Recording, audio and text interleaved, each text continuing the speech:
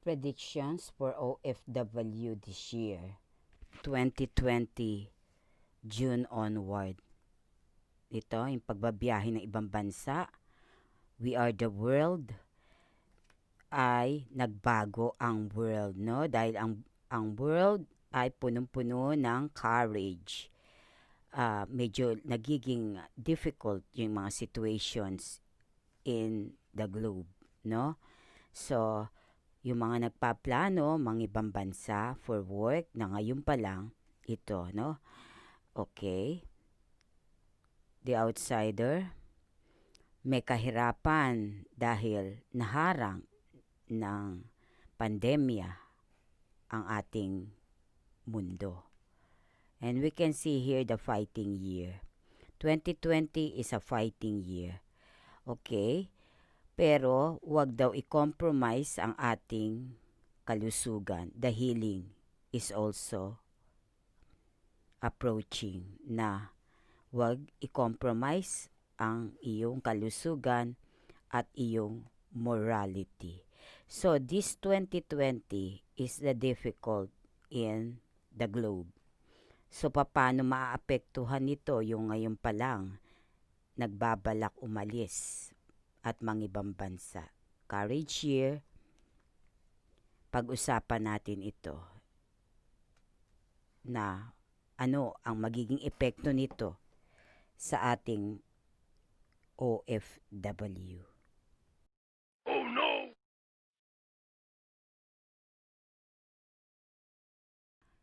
Hello, kamusta po tayo, no? Ngayon pumasok na ang June. This is June 2020.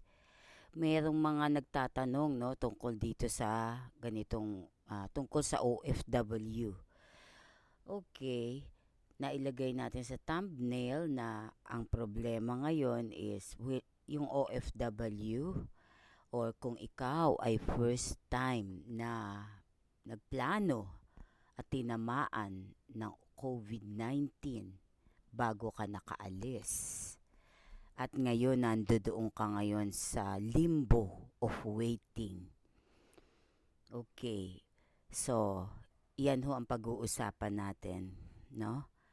Ito ho yung data, no? Itong June na to, ang OFW estimated 45,000 OFW this June expected will return home. So, ang basihan natin, hindi ito lalabas.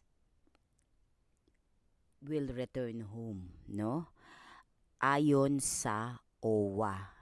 So, meron na tayong nakita itong una kahapon, that was June 1st. Meron ng mga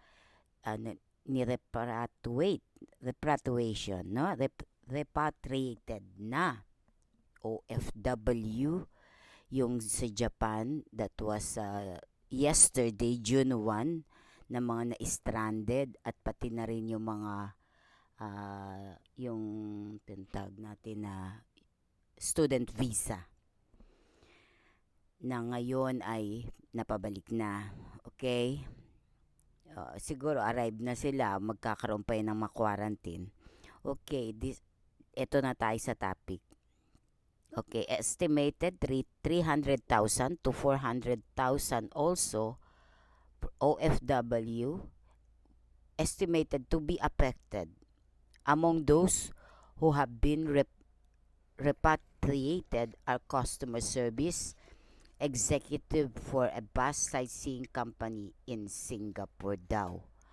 So, yung mga yon wala na rin, no? Kailangan nang ibalik dahil yun nga, yung ano ang trabaho, sightseeing company in Singapore.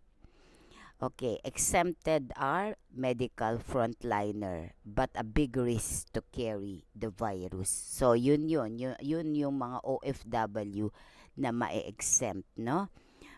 Okay, yung mga frontliner like nurse, registered nurse, yung mga care, sa mga home care, basta frontliner sa ganito, sila.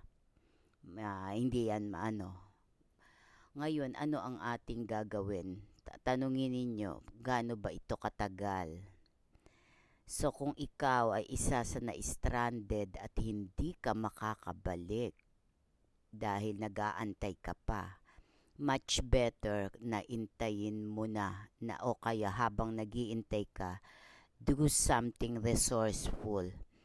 Kung ano yung mga available na resources kung nasaan ka man ngayon. Kung nasa Pilipinas ka ngayon, magtatagal ito. So, it will be additional burden para sa iyo kung ikaw ay mag-aabang na mag-aabang.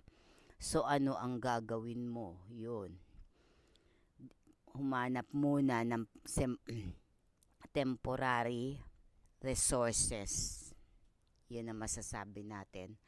Humanap muna ng temporary resources dahil hindi ito magic na bukas ay matatapos.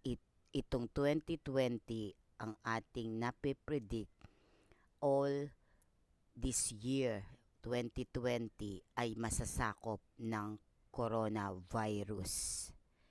Nasabi ko na yun during the past na sa mga tanong na hanggang kailan ba ito. So itong 2020 na nabanggit ko na nasakop ito. So ngayon kung ikaw ay nagpa-plan ng pangingibang bansa, ngayon pa lang magpaplano, I guess i-set aside mo muna dahil kahit hindi mo i-set aside yan at ituloy mo pa rin, walang daan dahil harang na harang. Okay? Yung mga nandoon na mga frontliner, okay, nakasettle na sila doon, 'di ba? Pero ang laki naman ng risk nila dahil humaharap sila sa giyera. Pero yung papaalis pa lang, doon medyo harang dahil nga sa dami ng itetest kit pa, magtetest kit pang kung ano-ano, ika-quarantine ka ng matagal bago ka talaga pawalan. Kung bawat bansa mag-i-import sila at mag-iisip pa na additional burden nila yung pagpapasok, tetest kit pa, yun lang mismong nasa loob nilang under their territory, pinuproblema na nila. How can they be mag-a-additional burden na naman? Di naman po pwede yan na basta hihilahin na lang papasukin dahil medyo nga komplikado ang situation natin this COVID-19. So ayan, yan ang ating masasabi dyan, no? At isa pa, yung kagaya yung mga factory workers or yung mga pagtatrabaho sa kahit house yung house cleaning job, apektado lahat dahil nga nagre-restrict ang bawat bansa. Kailangan matapos nila yung sarili nilang problema. At aside from this, marami ring mga bansa na yung mismong citizen nila ay wala na ngayong trabaho. So ano ang uunahin nila? Di po ba nagkakaroon lang sila ng yung nagkakaroon ng peak yan, yung pag-i-import ng mga laborer during those time na talagang nagbo-boom yung economy nila, na wala na silang additional yung staff na makukuha doon sa mismong bansa. That's why mag-i-import sila ng tao. 'Di ba? Yun yung karamihan. So, sa ngayon na may ganyang problema, marami rin mga company ang nagsara dahil nga nagiging uncertain yung kung kailan. Di naman pwedeng tumanga yun at mag-intay na lang.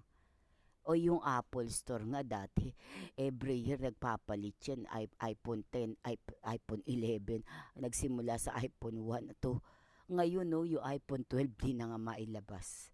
'Di ba? Marami pong nahaharang ng dahil sa coronavirus. Isa pa 'yun, kaya yung Apple iniisip na rin kung saan sila mag-evacuate na lugar aside from China, no? Maraming negosyo, maraming mga kabuhayan ang naapektuhan. So, hindi nila maiisip ngayon na dagdag ng mga tao dahil yung mismo citizen nila ay wala ngang trabaho. So ngayon, kung ka na in the limbo yung nakalutang ka sa ere. Alam nyo ngayon, itong year na 2020, hindi na ho ito yung choosy year. Kung ikaw yung taong choosy, na namimili ka ng gagawin mo, this is not a perfect year for you. Dahil itong year na ito, paunahan na lang. Dahil kung ano yung available resources ay may mga limitation na yan. Na yun ay kailangan mong gawin. So, for a while. O nasa June na tayo, no? Nagsabi ako that was, if I remember, March or April na magtatagal talaga ito. So ngayon pumasok na tayo sa June, hindi pa rin nababawasan o nagkakaroon ng kahit katiting pang improvement. At dumadating pa yung much worse. So itong year na 2020 is talagang a war o labanan hanggang sa totally masugpo ang problema. So wala pa tayo sa yun talagang naglilinis ng solusyon. Naglilinis ng solusyon pero bumabalik-balik pa rin dahil nagkakaroon ng first wave, second wave, until third. Mayroon yan. So kung mag-a-apply ka ng pagtatrabaho sa abroad, piliin mo na itong year na ito, don't expect a big hope dahil hindi ito ang year para sa maluwag na pangingibang bansa. Kaya kung ikaw naman ay OFW na kung saan bansa ka nandyan at nadyan ka naabutan, pasalamat. At ang maipapayo natin sa inyo, kung ikaw ay isa sa matatapusan na ng kontrata this year at isa ka sa i-repatriate, humanap ka ng paraan habang may oras pa kung makakakuha ka ng bagong amo para maituloy mo yung kontrata mo na huwag ka na munang umuwi. Bakit natin sinabi? Dahil pag umuwi ka, magtatagal bago ka makabalik. Hindi na kamukha noon na pag umuwi ka 2 to 3 months, gora na uli. Meron na bagong employee mag-iintay sa'yo. Mag-aabang ka ng matagal sa Pilipinas. Kung mag-aabang ka, halimbawa lang, do you think kasya yung mga naipon mo habang nag-iintay ka? Or kung hindi ka man makakuha ng another employee at wala kang choice kundi umuwi, ano ang gagawin mo? Pag-ingatan mo yung naipon mo kung meron ka at maghanap ng yung business na uubra during COVID dahil i-consider mo sa pag-iisip mo ang coronavirus. Kasama na yan sa buhay natin ngayon. Hindi na mga habang buhay, no? Pansamantala na tuwing magpaplano kayo, sasama nyo si COVID sa plano nyo. Kung tatamaan ka ba ni COVID o magiging ba to? Magiging click ba ito ngayon dahil COVID? Dahil alam nyo naman, maraming business na naapektuhan yan. Dahil syempre, yung mga necessity ang importante ngayon. Or yung kung papaano, yung mga luxury na bagay-bagay, masyado na ngayong hindi na masyadong kikita. Halimbawa, yung mga sasakyan, kagaya sa Japan, nabawasan yung paggagawa nila ng sasakyan. Siyempre, sino ba naman magbibili pa ng sasakyan? May problema na pandemya. Di kung ano yung luma, doon na muna. Dahil hindi naman necessity yan, basta umaandar. Kaya apektado ang Toyota, Honda, Mitsubishi, Lancer, and so on. So ikaw, kung anong ibibusiness mo, siguraduhin mo na ito ay magiging necessity, not a luxury. Dahil itong COVID ay maraming business na hindi na muna uubra.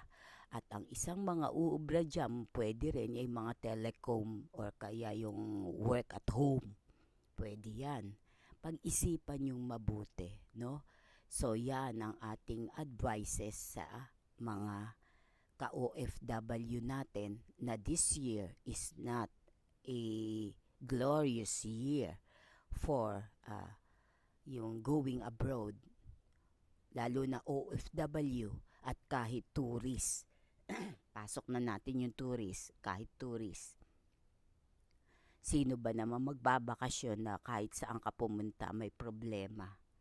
At saka kahit magbakasyon, gustuhin mo man, uncertain ng buhay. Kung yung igagastos mo sa pangingibang bansa at pagmamasyal mo, itatabi mo na rin muna para sa mas emergency, for emergency fund.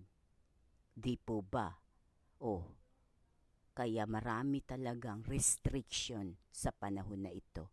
Mag-iingat tayong mabuti. Mag-ingat tayo at pag-isipang mabuti. Plan ahead. Magplano ng madalian.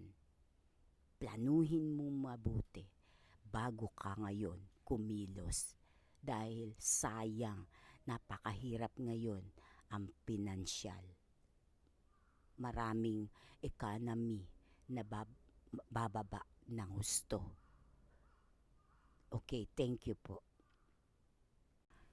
Hello, kamusta po tayo, no? Ngayon pumasok na ang June. This is June 2020. Merong mga nagtatanong, no, tungkol dito sa ganitong tungkol sa OFW. Okay, nailagay natin sa thumbnail na ang problema ngayon is yung OFW, or kung ikaw ay first time na nagplano at tinamaan ng COVID-19 bago ka nakaalis. At ngayon nandoon ka ngayon sa limbo of waiting. Okay, so yan ho ang pag-uusapan natin, no? Ito ho yung data, no? Itong June na to, ang OFW estimated 45,000 OFW this June expected will return home. So, ang basihan natin, hindi ito lalabas. Will return home, no? Ayon sa OWA. So, meron na tayong nakita itong kahapon, that was June 1st. Meron ng mga repatriation, no? Repatriated na OFW. Yung sa Japan, that was yesterday, June 1, na mga na-stranded at pati na rin yung mga yung tintag natin na student visa na ngayon ay napabalik na. Okay? Siguro arrive na sila, magkakaroon pa yun ng quarantine. Okay, ito na tayo sa topic. Okay, estimated 300,000 to 400,000 also OFW estimated to be affected. Among those who have been repatriated are customer service executive for a bus sightseeing company in Singapore daw. So, yung mga yon wala na rin, no? Kailangan nang ibalik dahil yun nga, yung ano ang trabaho, sightseeing company in Singapore. Okay, exempted are medical frontliner but a big risk to carry the virus. So, yun yung mga OFW na ma-exempt, no? Okay, yung mga frontliner like nurse, registered nurse, yung mga care, sa mga home care, basta frontliner sa ganito, sila. Hindi yan maano. Ngayon, ano ang ating gagawin? Tanungin ninyo, gaano ba ito katagal? So, kung ikaw ay isa sa na-stranded at hindi ka makakabalik dahil nag-aantay ka pa, much better na intayin mo na o kaya habang nag-iintay ka, do something resourceful. Kung ano yung mga available na resources kung nasaan ka man ngayon. Kung nasa Pilipinas ka ngayon, magtatagal ito. So, it will be additional burden para sa iyo kung ikaw ay mag-aabang na mag-aabang. So ano ang gagawin mo? Yun. Humanap muna ng temporary resources. Yun ang masasabi natin. Humanap muna ng temporary resources dahil hindi ito magic na bukas ay matatapos. Itong 2020 ang ating napipredict all this year 2020 ay masasakop ng coronavirus. Nasabi ko na yun during the past na sa mga tanong na hanggang kailan ba ito. So itong 2020 na nabanggit ko na nasakop ito. So ngayon kung ikaw ay nagpa-plan ng pangingibang bansa, ngayon pa lang magpaplano, I guess i-set aside mo muna dahil kahit hindi mo i-set aside yan at ituloy mo pa rin, walang daan dahil harang na harang. Okay? Yung mga nandoon na mga frontliner, okay, nakasettle na sila doon, 'di ba? Pero ang laki naman ng risk nila dahil humaharap sila sa giyera. Pero yung papaalis pa lang, doon medyo harang dahil nga sa dami ng itetest kit pa, magtetest kit pang kung ano-ano, ika-quarantine ka ng matagal bago ka talaga pawalan. Kung bawat bansa mag-i-import sila at mag-iisip pa na additional burden nila yung pagpapasok, tetest kit pa, yun lang mismong nasa loob nilang under their territory, pinuproblema na nila. How can they be mag-a-additional burden na naman? Di naman po pwede yan na basta hihilahin na lang papasukin dahil medyo nga komplikado ang situation natin, this COVID-19. So ayan, yan ang ating masasabi dyan, no? At isa pa, yung kagaya yung mga factory workers or yung mga pagtatrabaho sa kahit yung house cleaning job, apektado lahat dahil nga nagre-restrict ang bawat bansa. Kailangan matapos nila yung sarili nilang problema. At aside from this, marami ring mga bansa na yung mismong citizen nila ay wala na ngayong trabaho. So ano ang uunahin nila? Di po ba nagkakaroon lang sila ng yung nagkakaroon ng peak yan, yung pag-i-import ng mga laborer during those time na talagang nagbo-boom yung economy nila, na wala na silang additional yung staff na makukuha doon sa mismong bansa. That's why mag-i-import sila ng tao. 'Di ba? Yun yung karamihan. So, sa ngayon na may ganyang problema, marami rin mga company ang nagsara dahil nga nagiging uncertain yung kung kailan. Di naman pwedeng tumangayon at mag-intay na lang.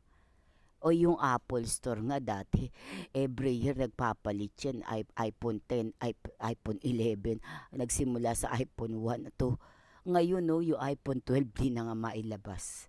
'Di ba? Marami pong nahaharang ng dahil sa coronavirus. Isa pa 'yun, kaya yung Apple iniisip na rin kung saan sila magi-evacuate na lugar aside from China, no? Maraming negosyo, maraming mga kabuhayan ang naapektuhan.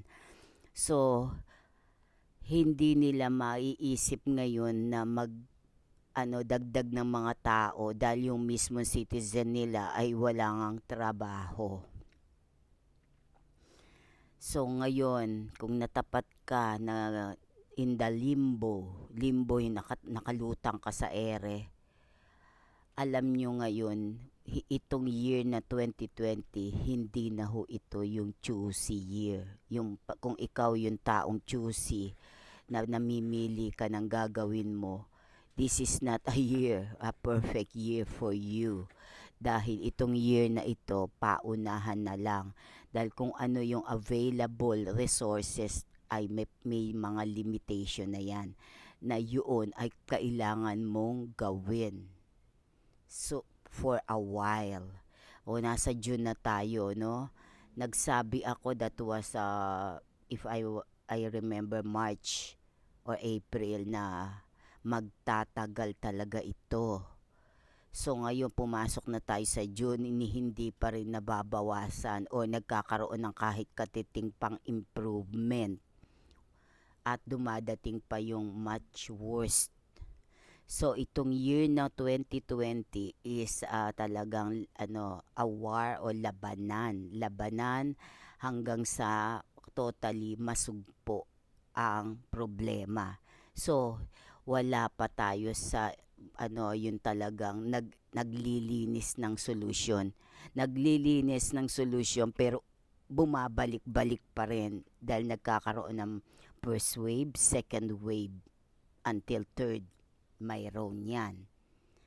So kung mag-a-apply ka ng pagtatrabaho sa abroad, piliin mo na itong year na ito. Don't expect a big hope dahil hindi ito ang year para sa maluwag na pangingibang bansa. Kaya kung ikaw naman ay OFW na kung saan bansa ka nandyan at nadyan ka naabutan, pasalamat. At ang maipapayo natin sa inyo, kung ikaw ay isa sa matatapusan na ng kontrata this year at isa ka sa i-repatriate, humanap ka ng paraan habang may oras pa kung makakakuha ka ng bagong amo para maituloy mo yung kontrata mo na huwag ka na munang umuwi. Bakit natin sinabi? Dahil pag umuwi ka, magtatagal bago ka makabalik. Hindi na kamukha noon na pag umuwi ka 2 to 3 months, gora na uli, meron na bagong employee mag-iintay sa'yo. Mag-aabang ka ng matagal sa Pilipinas. Kung mag-aabang ka, halimbawa lang, do you think kasya yung mga naipon mo habang nag-iintay ka? Or kung hindi ka man makakuha ng another employee at wala kang choice kundi umuwi, ano ang gagawin mo? Pag-ingatan mo yung naipon mo kung meron ka at maghanap ng yung business na uubra during COVID dahil i-consider mo sa pag-iisip mo ang coronavirus. Kasama na yan sa buhay natin ngayon. Hindi naman habang buhay, no? Pansamantala na tuwing magpaplano kayo, sasama nyo si COVID sa plano nyo. Kung tatamaan ka ba ni COVID o magiging magiging click ba ito ngayon dahil COVID? Dahil alam nyo naman, maraming business na naapektuhan yan. Dahil syempre, yung mga necessity ang importante ngayon. Or yung kung papaano, yung mga luxury na bagay-bagay, masyado na ngayong hindi na masyadong kikita. Halimbawa, yung mga sasakyan, kagaya sa Japan, nabawasan yung paggagawa nila ng sasakyan. Siyempre, sino ba naman magbibili pa ng sasakyan? May problema na pandemya. Di kung ano yung luma, doon na muna. Dahil hindi naman necessity yan, basta umaandar. Kaya apektado ang Toyota, Honda, Mitsubishi, Lancer, and so on. So ikaw, kung ano ang ibibusiness mo, siguraduhin mo na ito ay magiging necessity, not a luxury. Dahil itong COVID ay maraming business na hindi na muna uubra. At ang isang mga uubra dyan, pwede rin yung mga telecom or kaya yung work at home. Pwede yan. Pag-isipan yung mabuti, no? So yan ang ating advices sa mga ka-OFW natin na this year is not a glorious year for yung going abroad, lalo na OFW at kahit tourist. Pasok na natin yung tourist, kahit tourist. Sino ba naman magbabakasyon na kahit saan ka pumunta may problema? At saka kahit magbakasyon, gustuhin mo man, uncertain ng buhay. Kung yung igagastos mo sa pangingibang bansa at pagmamasyal mo, itatabi mo na rin muna para sa mas emergency for emergency fund. Di po ba? O, kaya marami talagang restriction sa panahon na ito. Mag-iingat tayong mabuti. Mag-ingat tayo at pag-isipang mabuti. Plan ahead. Magplano ng madalian. Planuhin mo mabuti bago ka ngayon kumilos. Dahil sayang, napakahirap ngayon ang pinansyal. Maraming economy na bababa ng husto. Okay, thank you po.